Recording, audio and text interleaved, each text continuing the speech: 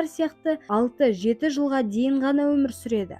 Басқа тарантулалар сияқты бұл бразилиялық тарантула улы болып келеді. Алайда олардың уы адам үшін өлімге әкелмейді. Өкінішке орай, бұл өте улы өрмекшілер туралы олай айтуға мүмкін емес. Әлемдегі ең улы 3 өрмекшіні көргіңіз келсе, видеоны ары қарай көріңіз. Мүмкін бұл ақпарат бір күні сіздің өміріңізді құтқарады. Бразилиялық саяхатшы өрмекші.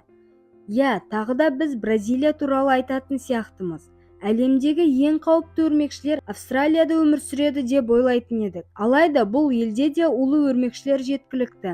Бразилиялық саяхатшы өрмекші Гиннестің рекордтар кітабына әлемдегі ең улы өрмекші ретінде енді. Бұл ол атағын тағы бір өрмекшімен бөліседі. Сіз оны жақын арада білесіз. Бірақ әзірше бұл саяхатшылар туралы не білуіңіз керек туралы айта кетейін. Олар үлкен